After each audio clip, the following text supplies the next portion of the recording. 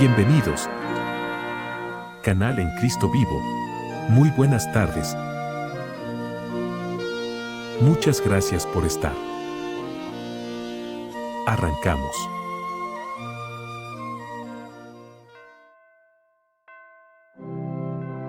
Transmitiendo para todo el mundo, Canal en Cristo Vivo.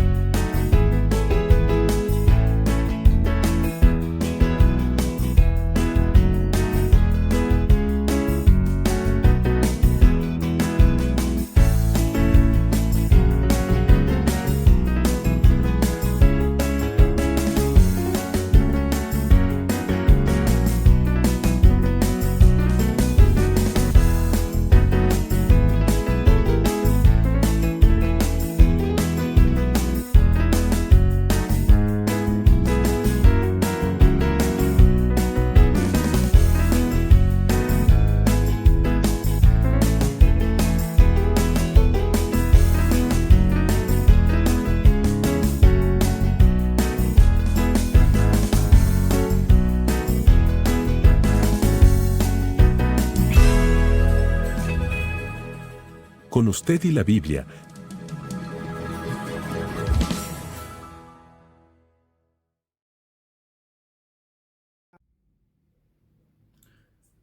Muy buenas tardes, bienvenidos al programa Con usted y la Biblia.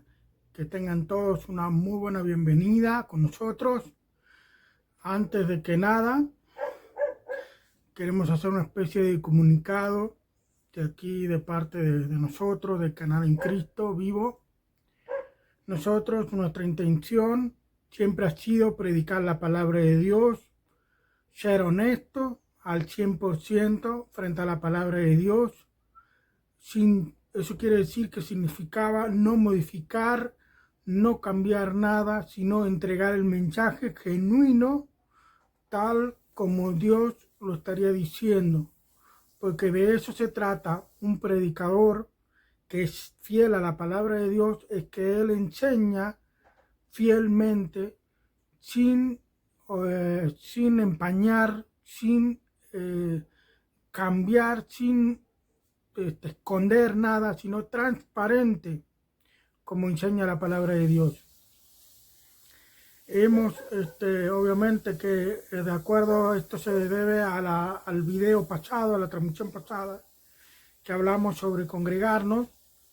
Obviamente que hubo críticas, pero bueno, yo lo que quería decir es que yo no estoy predicando a un solo pastor, no solo estoy predicando al pastor o a los pastores o a los diáconos o a los maestros, como ustedes bien sabido, sino que todo sale espontáneo. Y obviamente que yo estoy predicando a todo el mundo. Para el pastor, los pastores, los diáconos, los maestros van a saber, como el pueblo de Dios, cómo es la palabra de Dios, cómo es que Dios quiere en su voluntad. Si nosotros enseñamos la voluntad de Dios, no hay forma que la cambien, no hay manera de tapar la voluntad de Dios. Digo, siendo dentro del paréntesis de ser honesto. Entonces, quiero que sepan que yo no he estado viendo ningún video, no he estado viendo ninguna transmisión de ninguna otra iglesia. No he tenido tiempo, porque por mi trabajo no me da tiempo, solamente el tiempo lo tengo para meterme lleno a la palabra de Dios, a aprender de la palabra de Dios, a estudiar la palabra de Dios para luego estar con ustedes acá. Entonces, lo que sucedió en la transmisión pasada fue totalmente guía del Espíritu Santo, porque más allá de que pueda haber pastores que lo tomen personal, quiero que sepan que no tienen la menor idea de que yo no sabía nada. Yo me vengo a enterar todo un poco después de todo lo que pasó, mucho después. Todo lo que salió ahí fue totalmente espontáneo y de acuerdo a la palabra de Dios, obviamente. Lo que se enseña es la palabra de Dios, y eso es en base a estudio, en base a meditación, pero los ejemplos son espontáneos y no están meditados, no salen, no están pensados, simplemente fue todo como que Dios me está guiando en el mensaje, porque Dios me guía en el mensaje. Pastor, quien seas, que seas tú, si te sentiste, lo tomaste personal, quiero que sepas que es Dios que se lo tomó personal contigo, porque no es algo planeado, es algo, el estudio sí, pero lo espontáneo, los ejemplos, lo que sale espontáneo, no. Y eso es algo que a veces nosotros no nos damos cuenta, porque estamos tan metidos en la enseñanza, que a veces tomamos ejemplos para poder ilustrar lo que Dios está queriendo ahí y lo que Dios nos está transmitiendo el mensaje. Porque esto no es simplemente un predicador, un hombre hablando. Esto es un maestro de la palabra de Dios con Dios transmitiendo el mensaje. Y de eso se trata. Cuando hablamos del Espíritu Santo, es precisamente que uno deja que el Espíritu Santo fluya a través de uno y dé el mensaje. Por eso es necesario ser transparente y ser honesto ante la palabra de Dios. Entonces, nosotros no estamos en contra de nadie, pero eso sí, nosotros no protegemos a nadie, nosotros no estamos, o sea, obviamente el mensaje, no nos vamos a cuidar de nadie, porque el mensaje es tal cual es. Obviamente, no todos van a estar de acuerdo con nosotros, pero eso es porque simplemente la palabra de Dios es tal cual es. Y obviamente que eso es lo que tratamos aquí en este canal de transmitir. La palabra de Dios tal cual ha sido dada. Y a veces la mente humana no lo entiende, pero es Dios quien nos capacita. Entonces, una vez más les digo, esto es simplemente, estamos haciendo lo que Dios quiere. Si tú no estás de acuerdo, o tú te sientes ofendido o algo, es algo entre tú y Dios, porque yo no sé quién está al otro lado. Y yo no tengo la menor idea de quién está al otro lado. Y yo en este momento no lo puedo ver. No lo puedo ver porque no estoy ante la cámara, no ante la señal de la computadora de Facebook o de YouTube. Entonces, agradezco a todos los que nos apoyan y agradezco a Dios que nos está guiando día a día.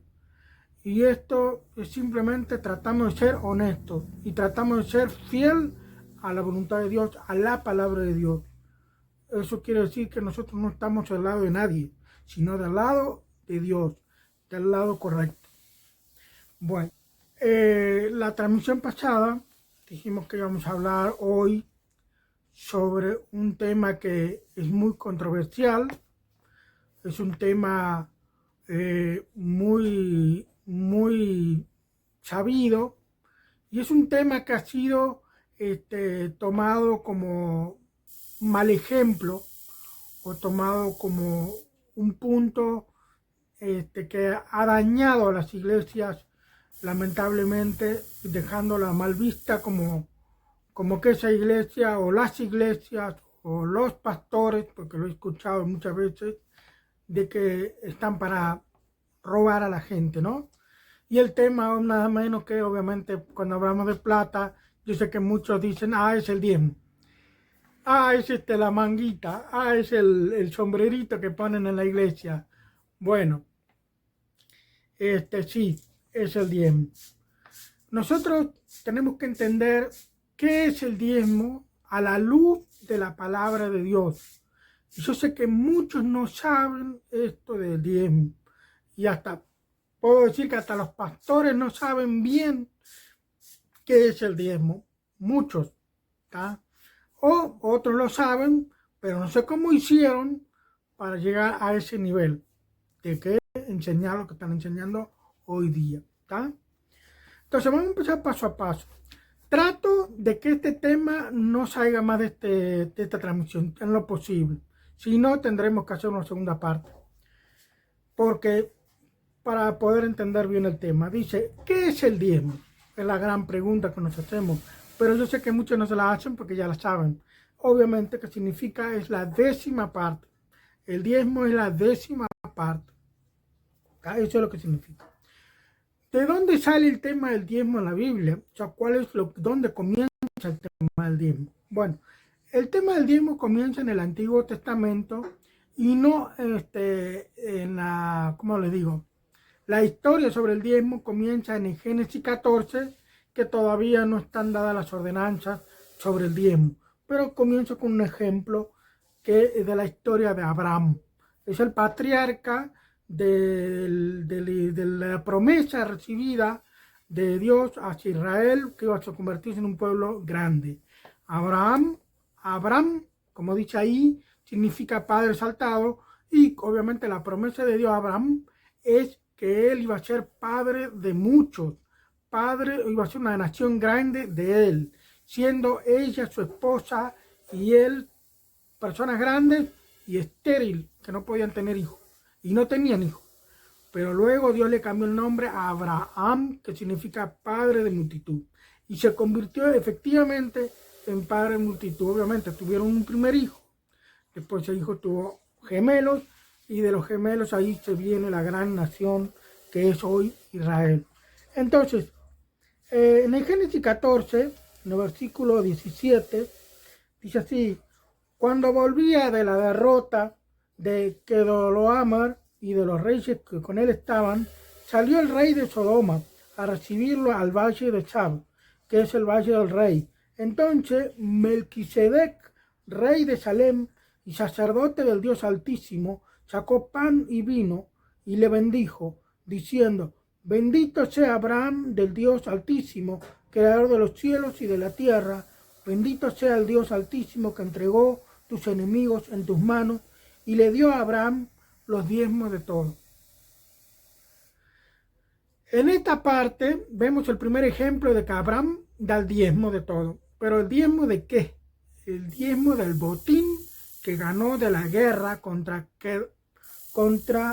Kedorlaomer. ¡Ay, qué nombre! De ese rey Kedorlaomer que perdió, que Abraham ganó un botín. O sea, le quitaron todo lo que tenía, los alimentos y todo, porque fueron derrotados los enemigos.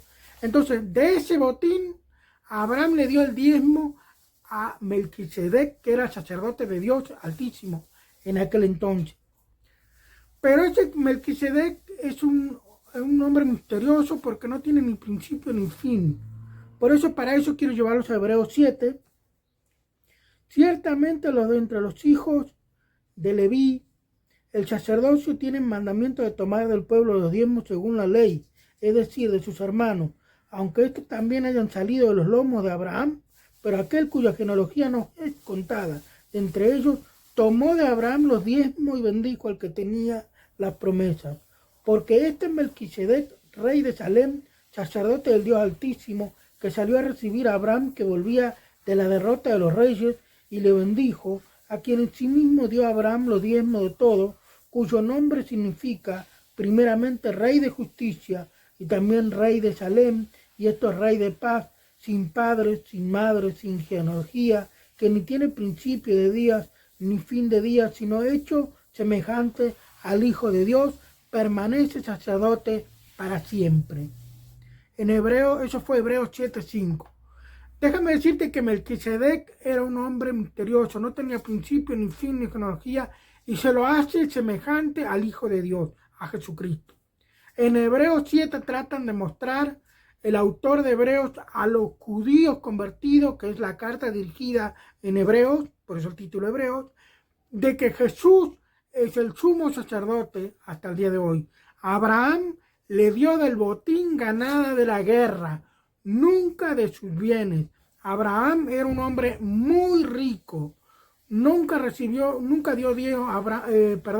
Abraham dio diezmo de su trabajo o de su campo, porque era un hombre muy rico. El único ejemplo que encontramos que Abraham da diezmo es del botín ganada de la guerra contra el rey que lo ama. ¿Tá? Entonces, vamos a la ley, el Antiguo Testamento, en Deuteronomio 14. Ustedes, si quieren, no se mareen, porque en pantalla va a estar apareciendo los versículos. En Deuteronomio 14, en el versículo 22, habla sobre la ley del diezmo. O sea, la ley como era. Entonces dice, en el versículo 22 de Deuteronomio 14, dice, indefectiblemente diezmarás todo el producto del grano que rindiere tu campo cada año, y comerás delante de Jehová tu Dios en el lugar que él escogiere para poner allí su nombre. El diezmo de tu grano, de tu vino, de tu aceite, y las primicias de tus manadas y de tus ganados, para que aprendas a temer a Jehová tu Dios todos los días. Y si el camino fuere tan largo que no puedas llevarlo por estar lejos de ti al lugar que Jehová tu Dios hubiere escogido para poner en él su nombre, cuando Jehová tu Dios te bendijere, entonces lo venderás y guardarás el dinero en tu mano, y vendrás al lugar donde tu Dios escogiere, y darás el dinero por todo lo que deseas, por vaca, por ovejas, por vino, por sidra, o por cualquier cosa que tú deseares. Comerás allí delante de Jehová tu Dios, y te alegrarás tú y tu familia, y no desampararás al levita que habitar en tus poblaciones, porque no tiene parte ni heredad contigo.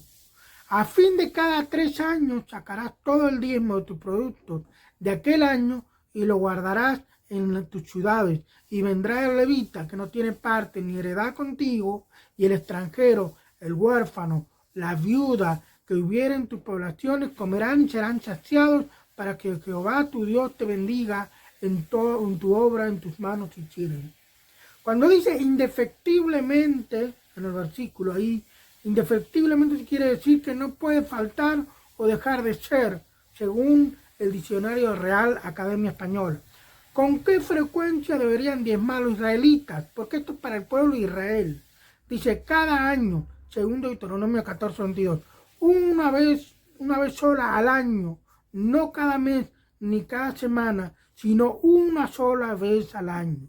¿De qué cosa debían diezmar los israelitas? Bueno, de todo el grano que rindiere tu campo cada año. Algunos ejemplos de grano son el trigo, la cebada, el arroz, la avena, ¿no? También de tu vino o tu aceite, según Deuteronomio 14:23, de la simiente de la tierra, como el fruto de los árboles, de vacas, de ovejas, de todo lo que pasa bajo la vara, es decir, que fueron contados al salir a los pastos, ¿tá? Según Levítico 27:32. ¿Qué pasaba con el diezmo? De todo eso que se daba cada año. Bien, déjame explicarte algo. El pueblo de Israel diezmaba del campo. El campo era su trabajo. Tenían frutos, de todo, hasta animales. Y de todo eso lo diezmaban y lo depositaban en un granero o en un depósito, ¿no? Donde eso cada año se llenaba, y a la vez comían ellos, el pueblo, los levitas, que después cada cierto tiempo, creo que cada 3 años, los levitas recogían para ellos vivir de eso. Porque los leví, de la tribu de Leví, era la única tribu que no recibió heredad de tierra. O sea, la tierra prometida que Israel recibió fue repartida en 12 tribus, y la tribu de Leví no fue parte de recibir las tierras, sino que se le dio el diezmo para que esa era su heredad, para que vivieran de eso, porque ellos eran los que servían a Dios en los templos, en los que son los sacerdotes, los músicos, Todos los que eran los líderes de los templos antiguos eran solamente levitas. No podía ser de otra tribu y solo los levitas podían tocar, consumir, alimentarse de los diezmos que el pueblo daba a Dios. ¿Tá? Entonces, ¿qué pasaba con el diezmo? Bien, en el Deuteronomio 14 lo hemos visto, en el versículo 23 dice: comerás delante de Jehová tu Dios en el lugar que él escogiere para poner allí su nombre. El diezmo de tu grano, de tu vino, de tu aceite, las primicias de tus manadas y de tus ganados, para que aprendas a temer a Jehová tu Dios todos los días. Entonces, durante los primeros 2 años de cada ciclo, de 3, todos los israelitas comían sus diezmos. El tercer año, de ahí en adelante, cada 3 años entregaban todo el diezmo. De aquel año a los levitas, la tribu sacerdotal de Israel, también a los extranjeros, a los huérfanos y a las viudas. Entonces, a fin de cada 3 años sacarás todos los diezmos de tus productos de aquel año, los guardarás en tus ciudades, y vendrá el levita que no tiene parte ni heredad contigo, y el extranjero, el huérfano, la viuda que hubiera en tus poblaciones, y comerás, serán saciados, para que Jehová tu Dios te bendiga en toda tu obra en tus manos. Eso está en Deuteronomio 14, 28 y 29. ¿Tá? Entonces, eso era el propósito del diezmo. Ellos, los levitas, eran los únicos que tenían autorización para tomar del pueblo el diezmo. Nadie más. Ahora, ¿qué pasaba? El pueblo de Israel muchas veces en la Biblia, en el Antiguo Testamento, caía en desobediencia. ¿Tá?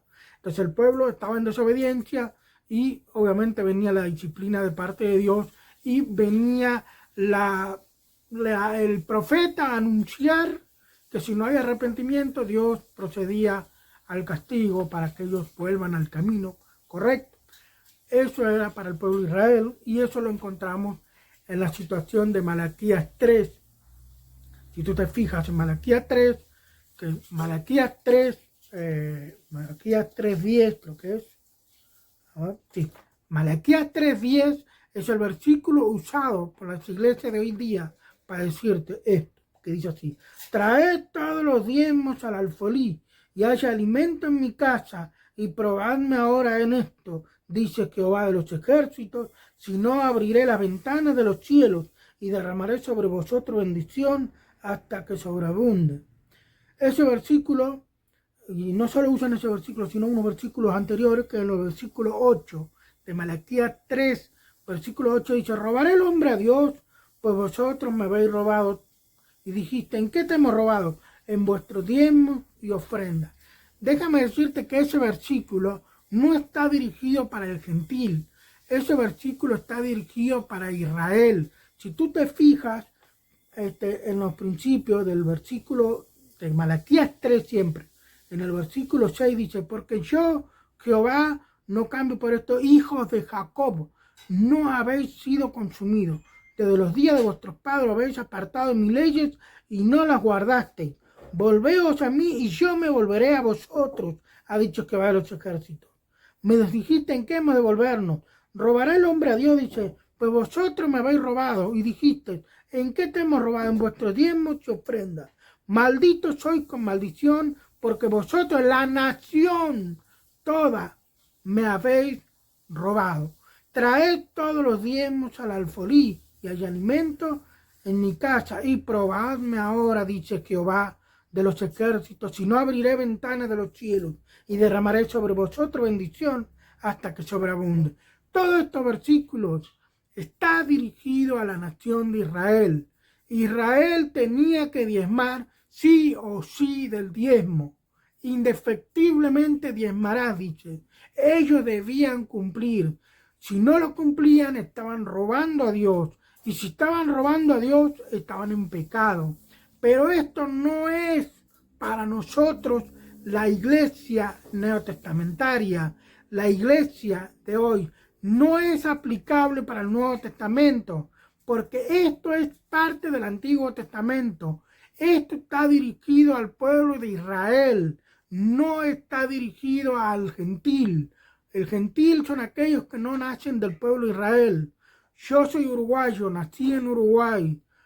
Ustedes tienen nacimiento en diferentes países. Si tú no naciste en Israel, tú no eres israelita. Y tú no tienes nada que ver con este versículo. La promesa no era para el cristiano. La promesa era para Israel.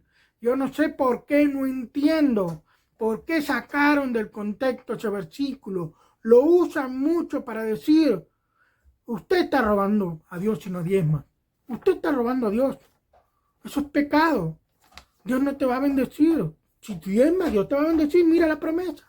Pero la promesa, el robar, fue para el pueblo de Israel, no para la iglesia. Eso es parte del Antiguo Testamento. Y mira, dice así, ya lo he leído, en el versículo 10 de Malaquías 3 vuelvo a decir lo mismo. Traed todos los días alfolí.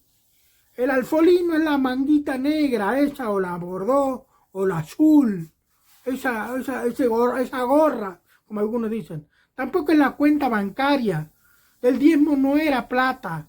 El diezmo ahí era grano, alimentos, vacas, ovejas. No era dinero. Era vacas, animales, producto del campo. Alfolí significa granero.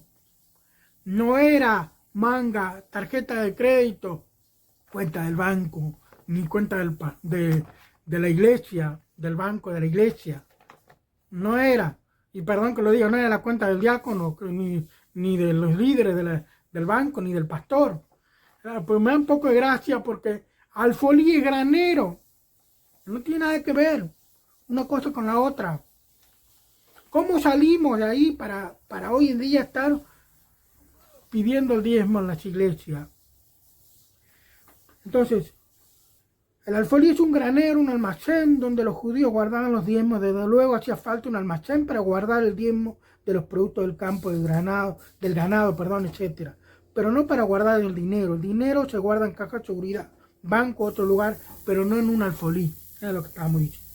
Ahora, en Hebreos 7:12 dice, porque cambiado el sacerdocio, necesario que haya también un cambio de ley. O sea, ese versículo, el contexto era sobre Jesús. Jesús era el sumo sacerdote, según el orden de Melquisedec, lo pueden ver en Hebreos 7.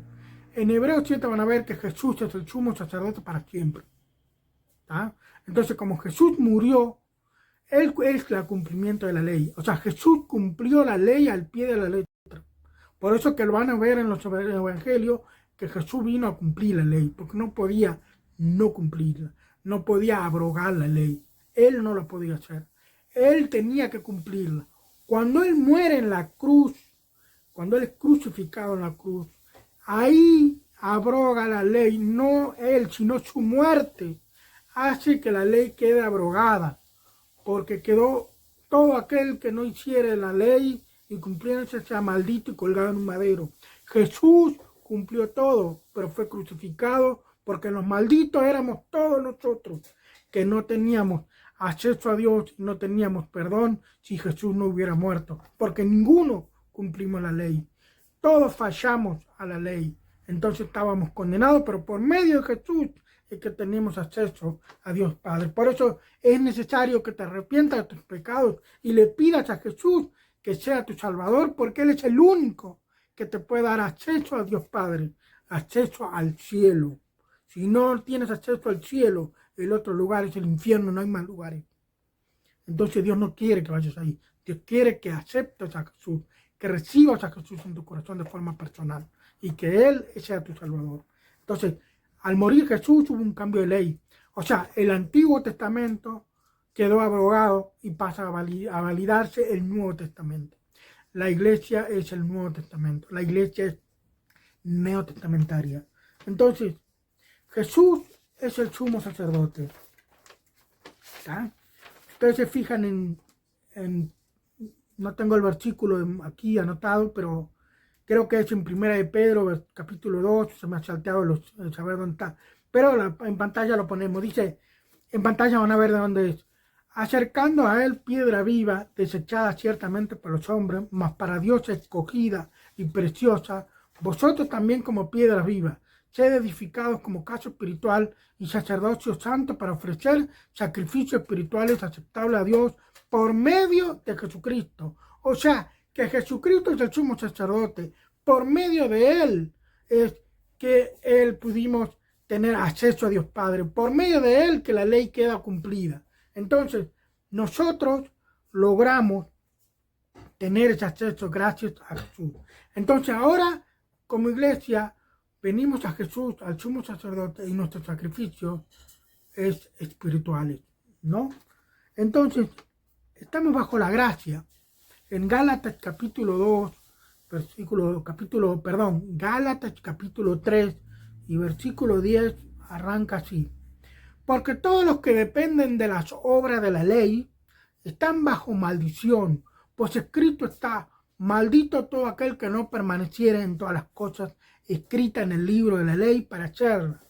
Y que por la ley ninguno se justifica para con Dios. Es evidente, porque el justo por la fe vivirá. Y la ley no es de fe, sino el que dice: el que hiciera estas cosas vivirá por ellas. Cristo nos redimió de la maldición de la ley, hecho por nosotros maldición, porque está escrito: maldito todo el que es colgado en un madero, o sea, colgado en la cruz, ¿no? En el crucificado. Porque en Cristo Jesús la bendición de Abraham alcanzase a los gentiles, a fin de que por la fe recibiésemos la promesa del Espíritu. Entonces, es Jesús quien tenemos acceso, es Jesús el cumplimiento de la ley. Si nosotros vamos a cumplir la ley, lo que dice, tenemos que cumplirla. Entonces, si vamos a cumplir la ley, ya no es por fe. Aunque obedecemos a Dios, porque amamos a Dios y sabemos lo que es su voluntad. Porque la ley es para saber la voluntad de Dios y lo que Dios quiere cada uno de nosotros. Pero esto no estoy diciendo que no es para cumplirla, porque hay cosas que se cumplen, pero hay cosas que quedan abrogadas, como por ejemplo el tema del diezmo, como por ejemplo el tema de la circuncisión. Eso era distinto, eso era diferente. El diezmo era para los levitas, no era para el pastor, ni para los diáconos, ni para la iglesia. Y no es la manera correcta de ejecutarla, porque no se ejecuta. Eso es parte de la ley. El Nuevo Testamento, en la gracia, estamos en la dispensación de la gracia. El diezmo es parte de la dispensación de la ley. Y eso no estamos obligados. Mira, vamos a seguir viendo, se van a dar cuenta.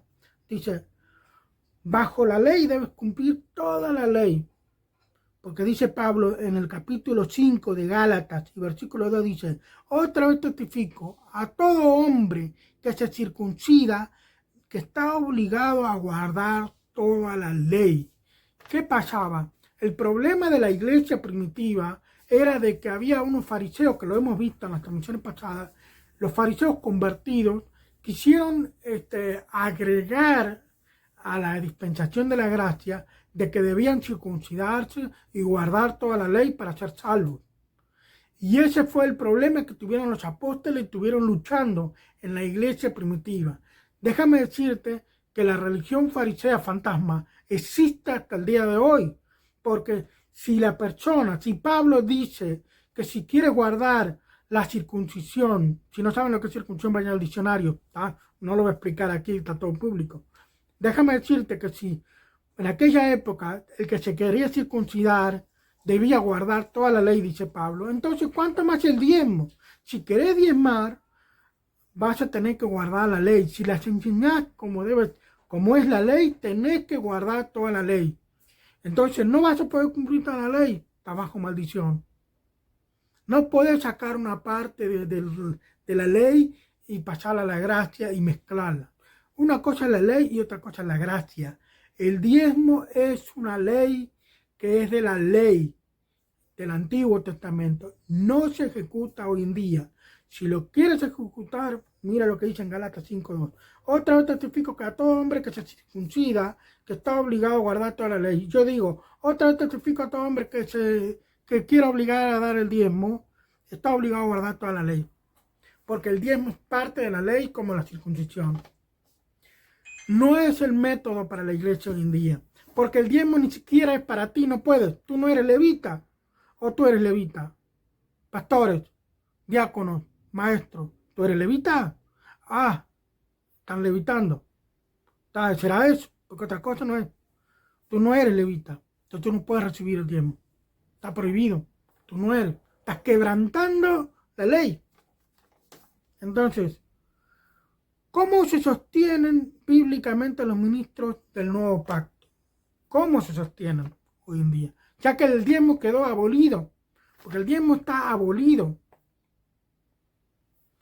Entonces, vamos a ir a 1 Corintios, capítulo 16, y es el que vimos la última transmisión. En el versículo 2, 1 Corintios 16 dice así: cada primer día de la semana, cada uno de vosotros ponga aparte algo, según haya prosperado, guardándolo para que cuando yo llegue, no se recojan entonces ofrendas. Entonces, acá hay dos cosas. Cada primer día de la semana, o sea, cada domingo, cada uno de vosotros ponga aparte algo. Algo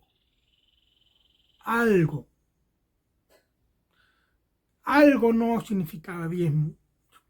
Puedo buscar en cualquier, hasta en el idioma original de griego, y es algo. Algo según haya prosperado. No es el 10%. No sé por qué toman que ese algo es el diezmo.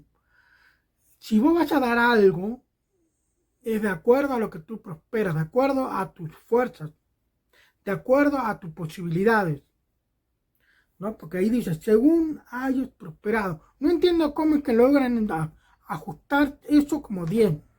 Acá no dice nada de diezmo.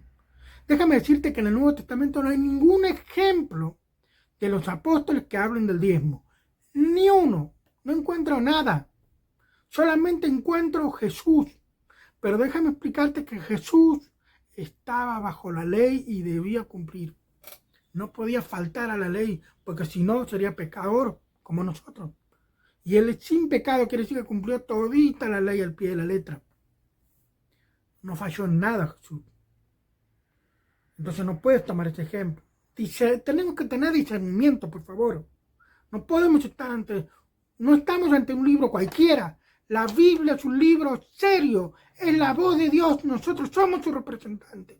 ¿Y cómo es eso que entró hasta el día de hoy? El diezmo, porque no es de ahora, sino de años, de siglos. El diablo logró con la iglesia farisea invisible invadir y entrar en los atrios de la casa de Dios. ¿Por qué? No tuvieron cuidado, no tuvieron respeto, no tuvieron esfuerzo, no hubo. ¿Cómo es eso posible? La casa de Dios, nosotros somos sus guerreros, sus defensores de la palabra de Dios, somos la imagen del Dios invisible en humanos, representando al Dios invisible. ¿Cómo es posible que Satanás ganó terreno acá?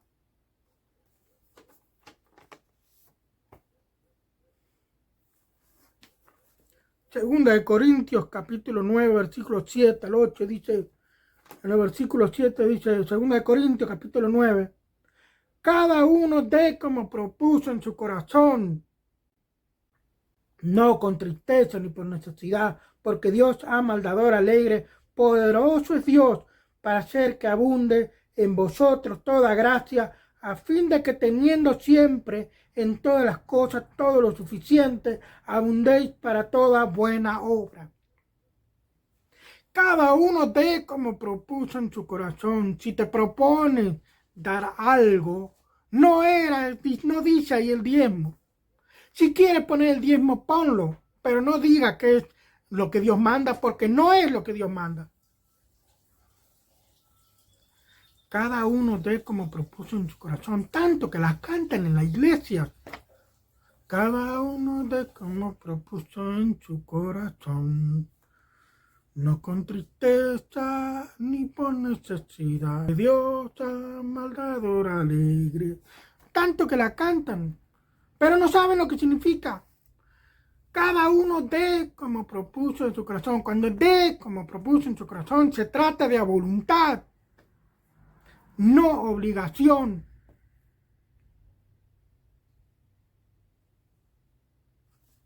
Yo he escuchado una vez, no sé bien cómo es que lo he escuchado, si es que lo he escuchado de la hermana misma o de otros que me han contado, no me acuerdo bien porque muchos años atrás fue, que decía que la hermana todos los meses diezmaba a la iglesia. Y diezmaba, pero había situaciones en que ella tenía que meterse en un préstamo porque no le alcanzaba. Y se metía en un préstamo para poder diezmar. El pastor estaba maravillado de esa situación, de lo que hacía la hermana. Pero yo no entiendo cómo es que él estaba maravillado por el hecho de que la hermana diezmaba fielmente y se metía en préstamo, y no entiendo cómo no se contristaba porque la hermana se metía en un préstamo, porque precisamente la palabra de Dios nos enseña a no meternos en crédito. El libro de Proverbios nos habla de no meternos en crédito, de no sacar préstamo. Por eso les digo, lean la palabra de Dios. No te confíes en el pastor, no te confíes en el diácono, no te confíes en tu maestro favorito, ni en mí. Pero examina la palabra de Dios. Si estás conmigo, examina, abre tu Biblia. Demuestra que estás interesado en la palabra de Dios. Discierne la palabra de Dios.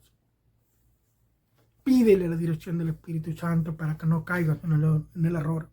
David dice, líbrame, Señor, de mis errores que me son ocultos. Y esto es uno. Entonces,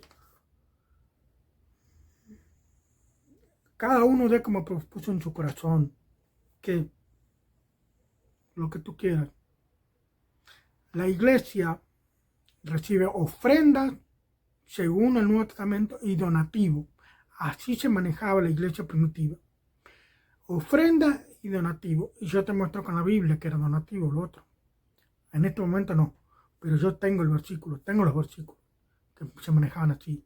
¿Qué hacían con los diezmos? Bien, los diezmos, ¿qué hacían con las ofrendas? Tantos años que me he acostumbrado a los diezmos, que ahora cómo voy a sacar esa palabra.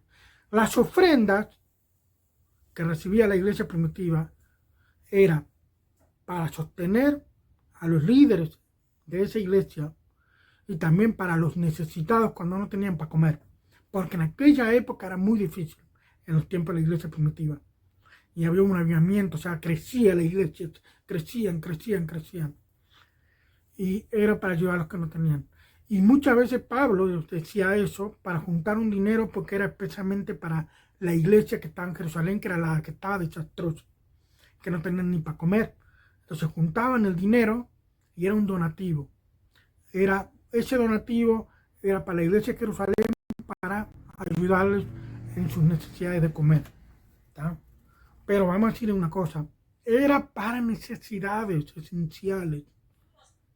En aquella época no había autos, no había celulares, no había viajes en avión, no había universidades. Bueno, había ciertas universidades, no como la de ahora. Entonces, eran necesidades básicas, ¿no? Entonces, ese es el problema. El diezmo ha sido introducido porque aquellos grupos que empezaron a fortalecer el diezmo, a tomarlo como que era palabra de Dios, era porque había una necesidad de que querían aumentar su ganancia. Y si vas a tomar el diezmo como ley, también el líder debía tomar que el levita solamente podía tomar el 10% del mismo diezmo. ¿Tá? No todo, no la 3/4 parte, porque eso es lo que hacen en las iglesias hoy en día. El sueldo del pastor muchas veces es todo el diezmo. ¿Tá? Capaz que es muy poco o capaz que es mucho. Yo no sé lo que pasa en cada iglesia. Pero no están haciendo como dice la ley, que es el 10% nomás. Y es otra cosa que me olvidé decir. Si van a tomar el diezmo como la ley, el levita solamente tomaba el 10% nomás.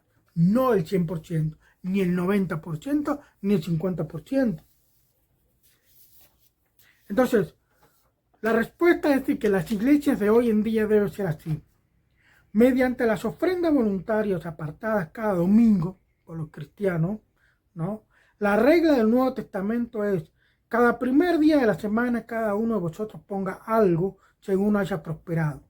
Cada primer día, es decir, todos los domingos, los sábados no, ni los demás días, sino los domingos. Cada uno, o sea, todos, y cada uno, no unos pocos, ponga aparte algo según haya prosperado. El diezmo no, sino algo cuanto según haya prosperado.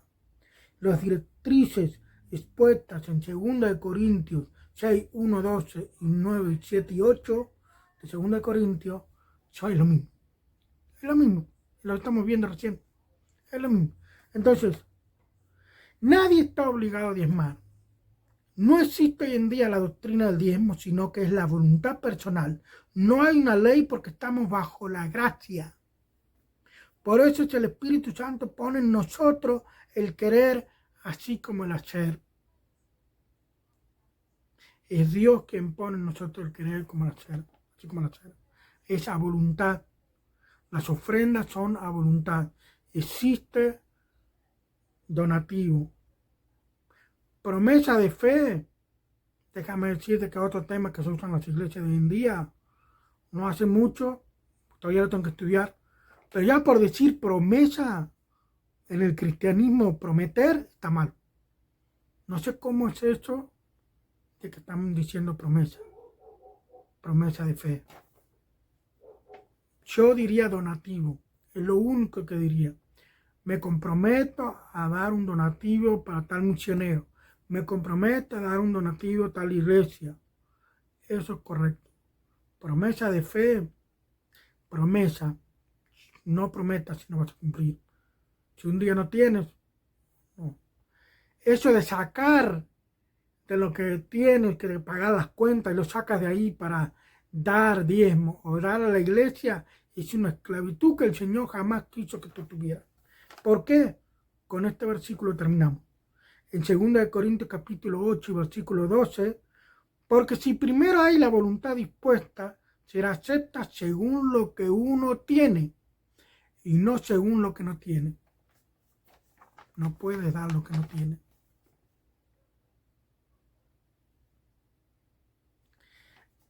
Entonces, el diezmo fue abolido.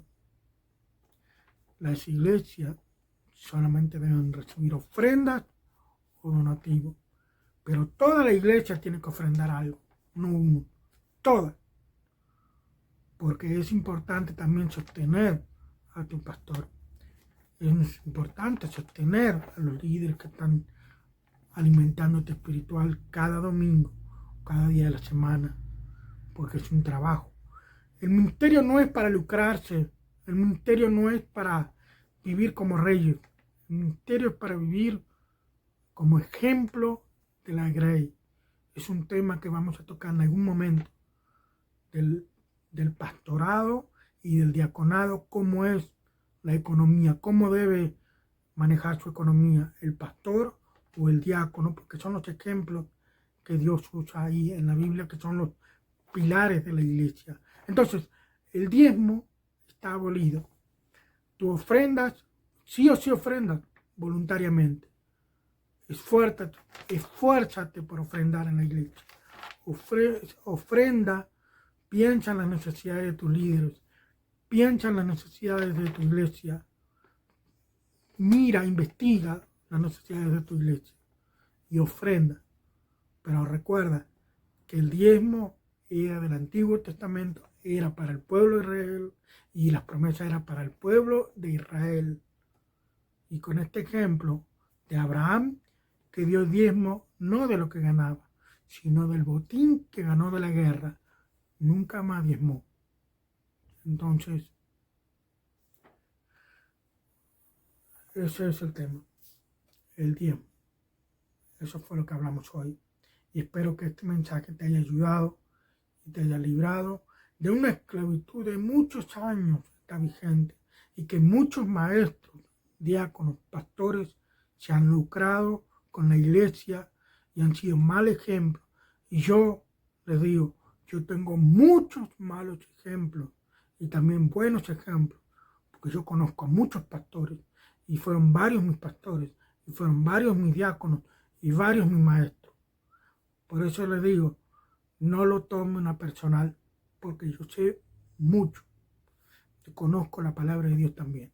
Dios te bendiga. Esto es con usted y la Biblia. Y el próximo viernes estaremos hablando otro tema, que es sobre la iglesia primitiva, la iglesia que no tenía nombre. todo lo que acontecía en la iglesia, cerrando todos los temas que hemos hablado en estos últimos sobre las doctrinas comunes, erróneas, que hay en las iglesias hoy en día. Con eso estamos más o menos dilucidando y viendo claramente la iglesia verdadera, que estuvo desde el principio, la que estuvo al lado de Jesús y la que Jesús fundó hasta el día de hoy. Dios te bendiga. Con ustedes la Biblia, que tengan buen fin de semana. Muchas gracias por estar con nosotros en sintonía.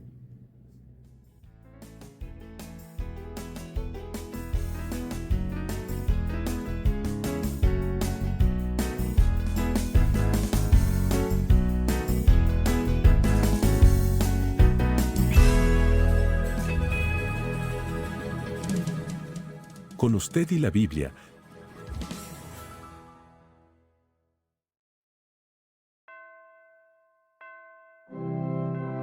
Transmitiendo para todo el mundo, Canal en Cristo Vivo.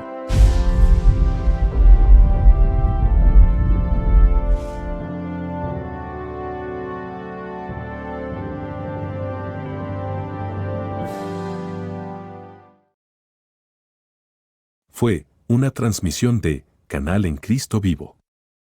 Muchas gracias por acompañarnos, que tenga muy buen fin de semana, hasta la próxima.